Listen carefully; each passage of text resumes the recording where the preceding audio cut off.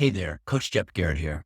Today we're talking about something that hits close to home for many of us, especially those of us who are putting in 50 or more hours a week in our work.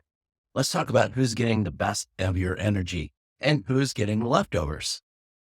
When you're burning the candle at both ends, it's easy to fall into a dangerous pattern. Your team or your coworkers get your focus during the day. Emails get your attention in the evening. That cell phone pulled out, you're checking your emails, checking texts, and somehow your family, the people that matter most, end up with getting the scraps of your energy that remains. Hey, I've been there. I used to pride myself on being the first in and the first out of the office.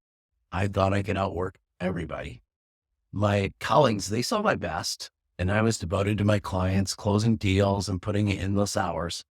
But my wife and kids, they often got the exhausted Jeff, the distracted version of me that was mentally and still finishing the last email or the last call. Then I had a shift in my thinking. God, that's completely backward thinking. I should be giving my best to my family. The people who are there after your career achievements are over, they're just distant memories. Do they really deserve all your attention and your best energy? Or does your family deserve? What changed the game for me was I stopped counting hours and started measuring memories and the moments. Both being physically present, mentally absent doesn't count. How many of you have been there where you're at home and you're thinking about work, or you're at work and you're thinking about home? 20 focused minutes playing with your kids, putting the phone away, putting the laptop away, just being fully attentive creates more connection than 2 distracted hours where you may be listening to podcasts, scrolling through emails, all kinds of different things. With my wife, I learned there's a genuine 30-minute conversation after the kids went to bed. They really helped us to build that relationship and to connect at the end of the day. There are some practical shifts that made a difference for me. One was to create transitions between work and home. For me, it was making sure I wasn't on the phone when I walked in the house. There is nothing worse than the kids running up and I'm on the phone like, get away, I'm on a call. How do you think it felt?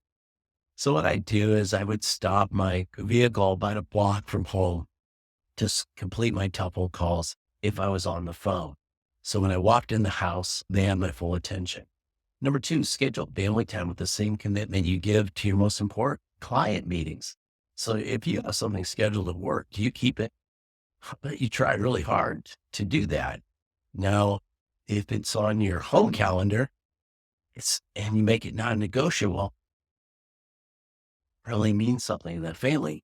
You especially want to get your kids' events on your calendar. Number 3, be honest about your capacity. You only have so much of it. Sometimes we need to say, I need 30 minutes to decompress. Then I'm all yours. I used to do this by working out at the golf club before going home. So maybe 3-4 days a week, I would do that. It allowed me to blow off all my frustrations and think through the day. And when I got home, I was totally decompressed. I was ready to go and be present for my family. Here's the counterintuitive truth that I discovered. Giving my best to my family actually makes me better at work. Again, let me repeat that. I've discovered giving my best to my family actually makes me better at work. When your home is solid, I tend to bring a more centered, more confident energy. I tend to be better in my professional life. I make better decisions. I lead with more clarity. The days of trying to prove my worth through endless hours are behind me. Now I understand the quality of my presence at home and work measures my worth. I've learned that it wasn't about how many hours I worked, but learning how to work smarter and getting more done in 4 hours than most people get done in 8. Your career is going to thank you for setting these boundaries. Your family will thank you for your presence. You'll thank yourself for finally aligning your energy with your true priorities, your family. Try what I did. I wrote the phrase, give your best to your best on an index card. And I put that index card, taped it right next to my steering wheel on the left-hand side.